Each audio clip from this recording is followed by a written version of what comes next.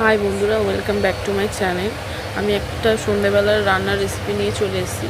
স্ন্যাক্সই বলতে পারো, যেহেতু পিসির ছেলে ছিল তো ওর জন্য আমি করেছিলাম। এটা চিকেন কাটলেট বানিয়েছিলাম। দেখতে পাচ্ছ আমার চিকেনটাকে আমি প্রথমে 15 মিনিট মতো ম্যারিনেশন করে রেখেছিলাম। আদা, রসুন, গোলমরিচ, তারপর নুন, হলুদ, লঙ্কার গুঁড়ো, কাঁচা লঙ্কা বাটা সামান্য দিয়ে ম্যারিনেট করে রেখেছি, একটু ভিনিগার। আর একটা বাটিতে আছে ওখানে ডিমটাকে ফাটানো। ডিমটার মধ্যে জাস্ট হালকা করে একটু হলুদ দিয়েছিলাম, হলুদ না ওই নুন দিয়েছিলাম, আর সামান্য একটু গুঁড়ো লঙ্কা দিয়েছিলাম। আর এখানে আছে ময়দাটার মধ্যে নুন আর গুঁড়ো লঙ্কা দিয়েছিলাম, দিয়ে ভালো করে ওটাকে মিশিয়ে নিয়েছিলাম। ডিমটার মধ্যে আমি দেখছো দিতে কাটলেটগুলো দিয়ে দিয়েছিলাম, চিকেনের পিসগুলোকে ময়দার মধ্যে ভালো করে লাগিয়ে। এবার এখানে ব্রেড ক্রামটা আমি নিজের ঘরেতেই তৈরি করেছি। ব্রেড ক্রামের মধ্যে দিয়ে ভালো করে ট্যাপ করে নিতে হবে, এপিট ওপিট করে, যাতে ডবল করে কোট করতে হবে, যাতে একটু ক্রিস্পি হয় খেতে।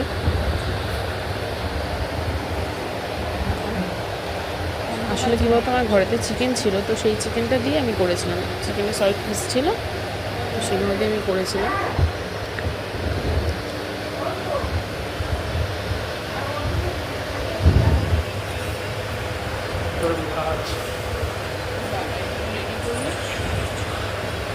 তখন ভিডিও করবো না, পাস করে দিই।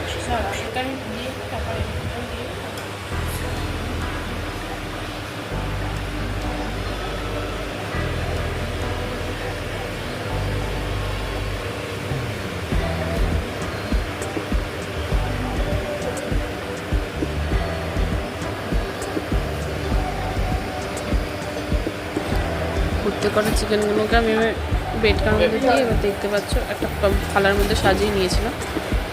তো ওই থালাটা থেকে এবার আস্তে আস্তে করে একটা একটা করে কড়াইয়ের মধ্যে ছেড়ে দিচ্ছি। কিন্তু এই টাইমটাতে তুমি প্রথমে তেলটাকে কড়াইতে হাই ফ্লেমে রেখে, মানে আঁচটাকে হাই ফ্লেমে রেখে একটুখানি তেলটাকে হিট করে নিতে হবে, ভালো করে গরম করে নিতে হবে।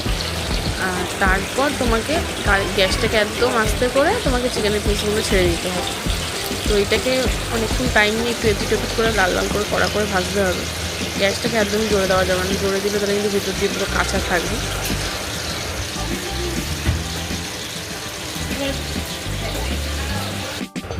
দেখতে পাচ্ছ চিকেন কাটলেটগুলো ভাজা হয়ে গেছে, তো আমি একটা প্লেটের মধ্যে দিয়ে দিয়েছি আমার ভাইকে দেবো বলে।